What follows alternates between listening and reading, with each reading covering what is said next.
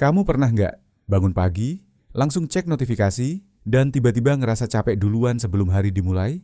Atau kamu yang tiap pagi bangun tanpa alarm, lihat sawah dari jendela, dan sarapan sambil dengerin suara burung? Dua kehidupan yang sangat berbeda. Hari ini kita cari tahu, siapa yang lebih bahagia?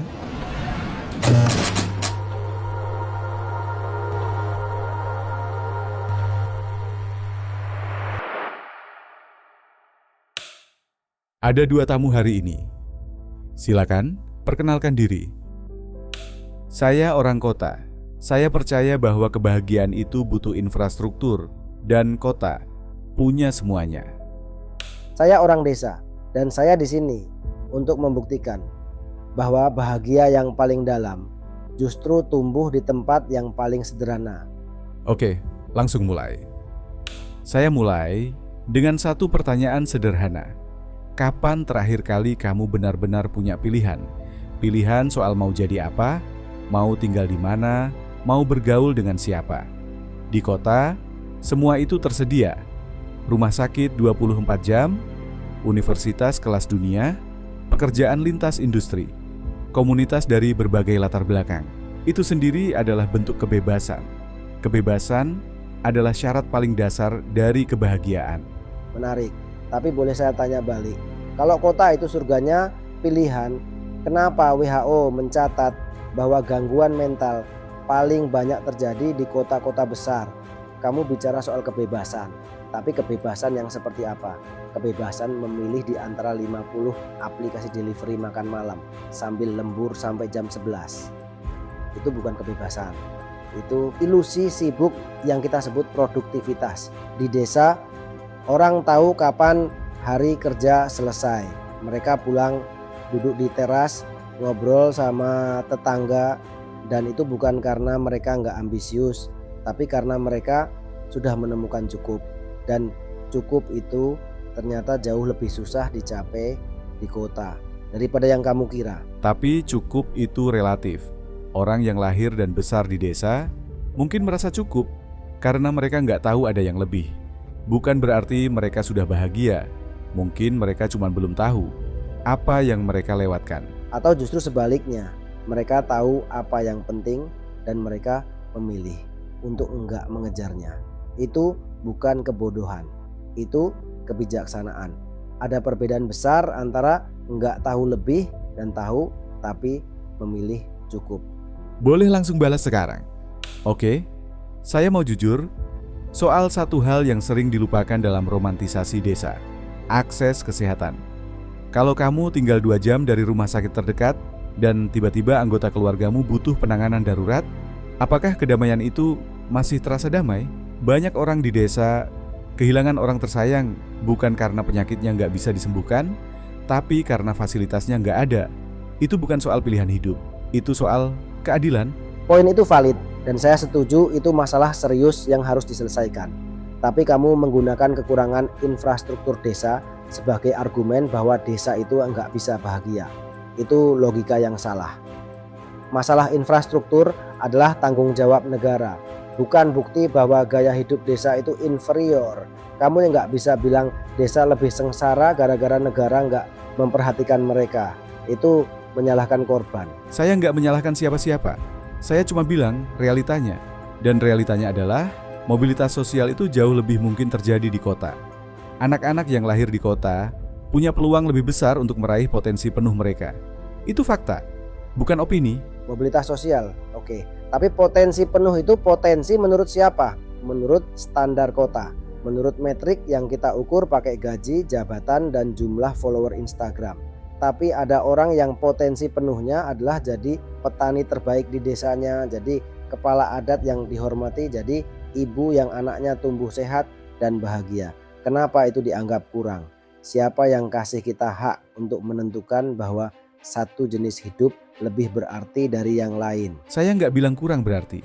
Tapi kalau ada orang desa yang ingin jadi dokter, ingin jadi insinyur, ingin jadi apapun yang butuh akses pendidikan tinggi, apakah kita akan bilang ke dia, sudah cukup jadi petani saja? Itu juga bermakna. Itu bukan kebijaksanaan, itu mematikan mimpi. Dan mengirim semua orang desa ke kota untuk mengejar mimpi versi kota. itu bukan solusi, itu pengurasan. Desa kehilangan pemudanya, kehilangan energinya, kehilangan identitasnya. Lalu kita heran, kenapa desa makin tertinggal? Karena kita terus mengajarkan anak-anak desa bahwa sukses artinya pergi.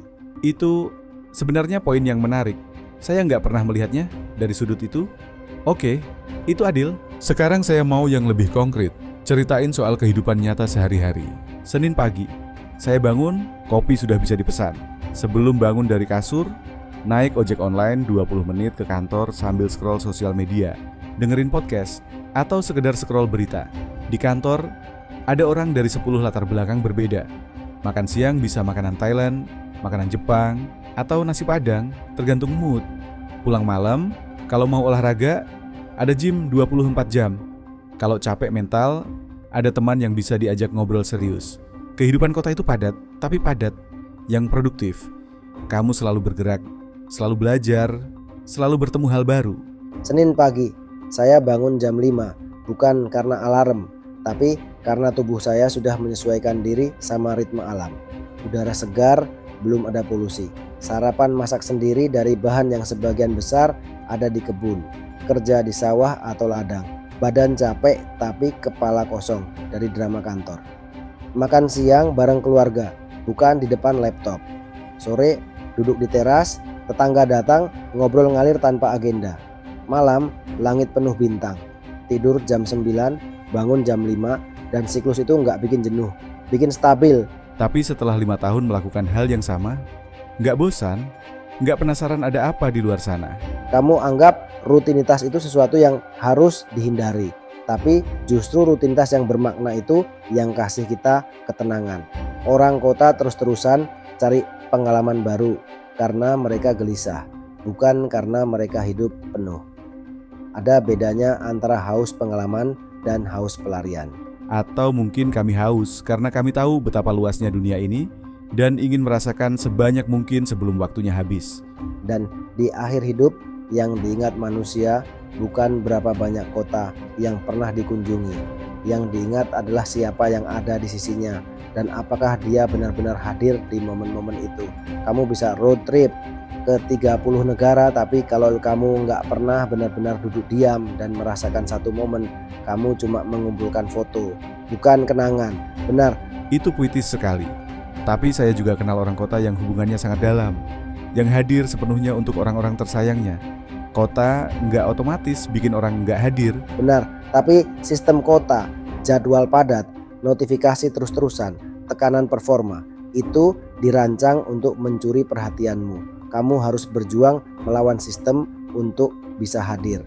Di desa, sistemnya secara default mendukungmu untuk hadir. Itu perbedaan yang besar. Stop. Ada satu data yang belum masuk ke meja ini.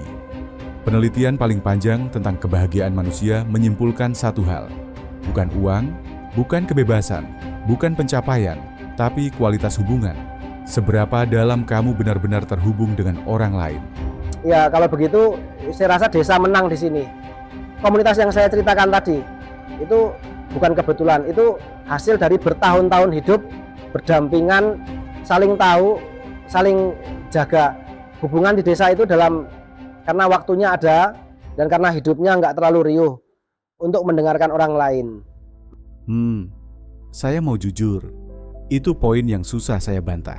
Saya punya ratusan kontak di handphone.